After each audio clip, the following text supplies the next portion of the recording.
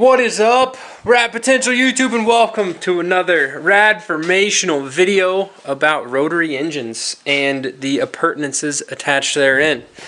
So, what we have before us here today is a 1984 Mazda RX7 equipped with a 12A rotary engine, and we're going to be talking about the rat's nest, i.e. all of the emissions controls. So, here's what we're looking at.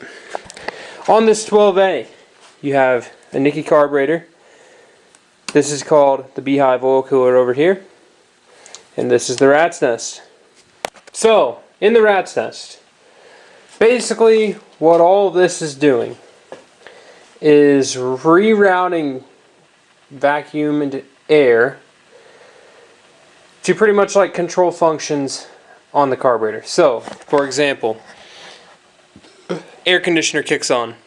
That's going to put an extra load on the engine. Carburetor's got to idle up to account for it. Vacuum solenoid takes care of that.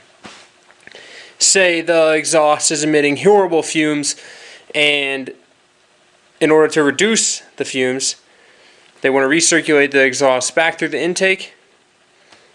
Rat's nest takes care of that. So, to kind of just, this is more or less just going to be like how this works video. As far as a rat's nest delete, I am not doing a rat's nest delete on this particular car, so I'm not going to make this that video, but this is going to basically show you where everything goes. So you can find vacuum diagrams and everything, this, that, and the other for this on RX7 Club, and there's also a really good write-up for a vacuum delete on RX7 Club that allows you to keep your cruise control and your AC function, so look that up. I just haven't had to make a video about that yet, or haven't had to do that yet on a car, so I'm not going to make a video about it yet. But, to go over things on here.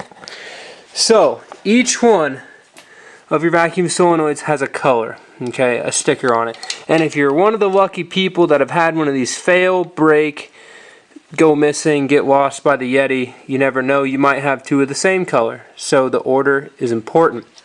On your car, you're going to have, basically, this is your emissions harness. It comes off the passenger side and goes over there. And you can see the colors of each plug here matches the colors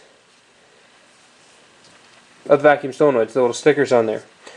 Also, they generally only kind of reach one way, and most of the time these wiring harnesses are baked into place because they've been on these cars for forever, so they kind of only fit one way. But that's kind of how that's ordered. There is a rogue vacuum solenoid on this side of the engine over here, and it's controlled by this little orange plug here. So, moving further, I'm going to go ahead and point out all the parts that connect to your air cleaner and where they connect, just since it's gone right now, or not on there. So we'll go ahead and uncover it over here just because I was mildly ill prepared, but we're just going to send it. So here's your air cleaner. I've got the top of it off, but you can generally see that this sits like this on here, okay? That points towards this corner of your car, and with how this is oriented, kind of show you what goes where. So, this big tube right here, front main boy, comes out, goes down, that goes into the top of your air pump. This little guy right behind that, okay, goes to that vacuum line right there sticking out here, okay. Yes, it is awkward because you have to run a real small vacuum line, and then the fitting on the intake piece is huge. Now, moving around further on the intake, so this brass thing here is basically like a temperature controlled valve. So as the intake air gets hotter, this opens. It has a brass fitting on the bottom. The brass fitting goes to this vacuum line right here, which is teed in.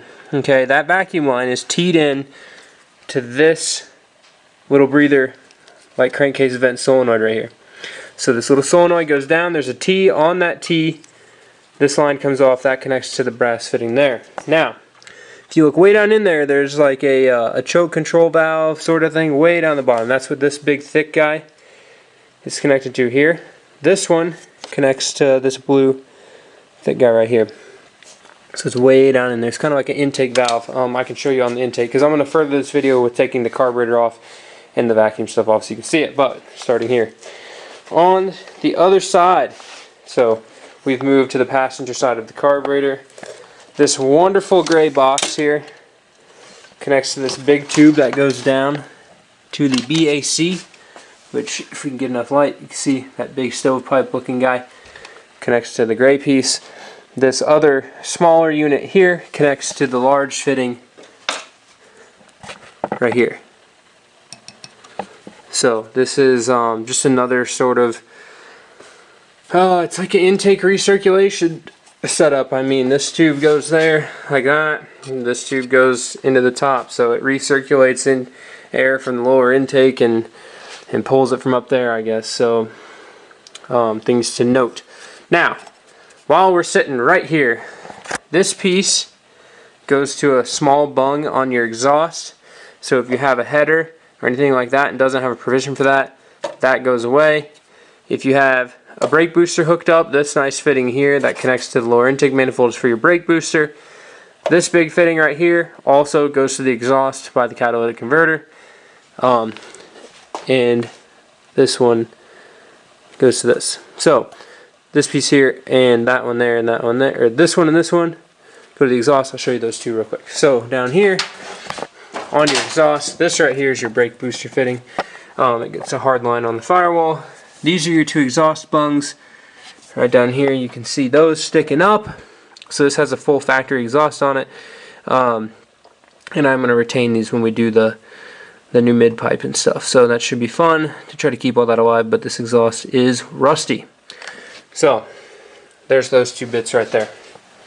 Now, one other thing that does connect from the engine to the car is the crankcase vent. And this right here, the low crankcase vent, so see this hose, it goes down to the bottom of this, way down there in the bottom. You can't really see it, but I'll get a flashlight so you can. Way down there in the bottom, you can see that line coming in horizontally on your screen. I'll outline it in text. That goes to the gas tank vent right here. Or I guess it's not even the gas tank vent. That just comes over to this charcoal canister right there. So keep that in mind as well. So now, kind of moving around to here, this is where you will need your vacuum diagram, or you will need basically all your lines and fittings to be baked into place if you've never had to touch any of this before. So each one of these basically just corresponds as you move left to right on the engine. So left to right, you've got a bunch of vertical ones sticking up. They just go across. Same thing with the bottom ones. They run right to left, left to right, same thing across there. The two middle ones is where it gets tricky. So the one middle one is a vent. It's not hooked up to anything, as you can see. There's nothing on that one. The next middle one has this check valve in it. See the green check valve here? That goes and connects over here to the vertical one, the second one back. So that's kind of where that goes. Now, you can also see the orientation of the vent solenoids, like here to here to here. And then these three connect to these three vertical posts back here on the back of the rat's nest bit. So these two that stick out here are for your distributors vacuum advance. These two will go and come back here and connect into those two bits on the distributor. So yeah, there's that. Now what I'm going to do is to go ahead and pull this carburetor off and show you kind of what's going on the carburetor and where things connect to on the carburetor. So let me do that. We'll be right back. Alright guys, we're back. We got the carburetor off. Let's keep looking into this. Okay, so the few things that do connect from the rat's nest to the carburetor are, you have a line basically right here. So this is the back of the engine. It's a longer line, and this one comes around to the back side of the carburetor and connects right here. Okay, so this is the passenger side of the carburetor. You can see where we're at. Fuel lines, this, that. There's this big solenoid here. That right there connects into here. This is the control for this valve down here. As you can see, it's like a little butterfly valve in the primary bore for the rear rotor. Now, also looking, each one of these, basically it's the same as like a 79, just right to left. right to left. Okay, this one right here though, this piece goes to the back of the carburetor. Or I say the back, goes to the driver's side of the carburetor. Right here. This, oh, you can't even see it. Right here, this small bung goes to that one piece there. This big thick bung, this is your float vent. Right here, that goes to this big line. Right here. This one, so the fourth one over has the one-way valve in it, and that connects back in there. You can kind of see it right here. It's back underneath that float valve, so I'll put a piece of text on the screen right now, and that line goes there. Then the last one makes a pretty easy circle here. So you can see this little line here where my flashlight's touching, and the T that goes into the bottom of this vent right here. And then yeah, then you also have this vent over here which connects, is teed into the crankcase vent, but there's a metal line for it there. So just keep that stuff in mind. Here's kind of just an overview of it, and you can kind of chase down stuff as you're looking at your own. This nipple right here that has a cap on it, that is the nipple for your cruise control. So if you have a cruise control option to car, this is where that would be hooked up to. That would run across to your cruise control unit. So keep that in mind. Otherwise, I really don't think that there's too much else. Now, preliminarily, as far as doing a vacuum delete on this car, and on it's going to be very similar to the 79. Okay, so if you just want to strip everything off the Nicky and run the Nicky vacuum deleted, okay, basically what you would do, just like a 79, you're going to take all of this off in its entirety. You're going to take this whole bit off, the whole thing. You're going to have to keep this plastic plate for sure. Don't peel the gaskets off, just reuse them. What people will do as well is they will pull this little actuator off and then strip the holes in the shaft and everything out for this little butterfly valve in here, and then you have to seal up all of those holes for the actuator. It mounts, it's like got a little gasket flange that mounts down here, which if this will slide off real easy, you'll be able to see it plain as day once I get this off out of here. Okay. Come on, there we go. Alright, so you can see that big flange, so you have to make a block off plate for that, and then you can strip the actuator, the linkage, and the arm all out of there, and the butterfly valve out of there, and then fill the holes in.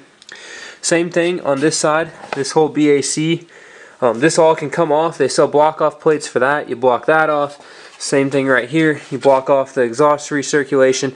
You will need to keep your the bung for the brake booster if you are running boosted brakes, and then you can cap off this guy as well. Now on the Nicky, there's a whole lot of this stuff that whenever you strip this, you don't need it. Okay, so like for example, this piece here is an idle up piece, I believe, some sort of suction or push diaphragm, because this is the throttle linkage here, so that can go away. This is basically, this thing here is a mechanical, it's so the throttle blades don't close too fast, so you can take that off if you don't want it. This piece here can go away, this big piece. A lot of your stuff on this side, so chokes up there, this can go away. I would leave some of these lines. This is your choke mechanism here. You see it's controlled in there. Let's see what else. Yeah, I mean, as far as that goes, you can remove this guy and that guy, the black thing, and this guy here. I don't know what this unit right here does, so you'll have to look that up to see if that one can go away as well, and then just cap off the hard lines that are on this carburetor here. You can see the plastic lines running around. So yeah, among other things, like I said, this is not the vacuum delete video that we just kind of talked about it, but there is, like I said, some really good write-ups on that. on RX7 Club with some good pictures and stuff that you can follow. So look at all those. As usual, 100% comment below with any questions. I can do my best to answer them. I'm not like a super expert when it comes to these late model 84s. Just saw a mouse run across my garage, so I'm gonna have to go kill that guy. And then yeah, I mean that's kind of it. That's everything there is to this vacuum system. I always find it easier with these to get the vacuum diagrams out and the video and kind of look through. You can see where things are going, how things are looking, because a lot of times you might have a vacuum diagram, but your car might be missing some of this stuff, you know. Cruise control and other options might change how many solenoids you have on the solenoid rack, and other assorted items like that. So these two lines are for your oil metering pump. That's why I tucked them out of the way. So yeah, that's a 84 vacuum system in a nutshell. I know all these devices and solenoids and valves and stuff probably have specific names, but you can look that up in the service manual if you need to know what they're called. If not, I just call it a whirly do. But yeah, thanks for tuning in. Comment with any questions. Stay tuned for some more rad informational videos. And if you want to just follow along with what happens at the Rad Ranch, feel free to subscribe. And I will see you next time. Keep it rad.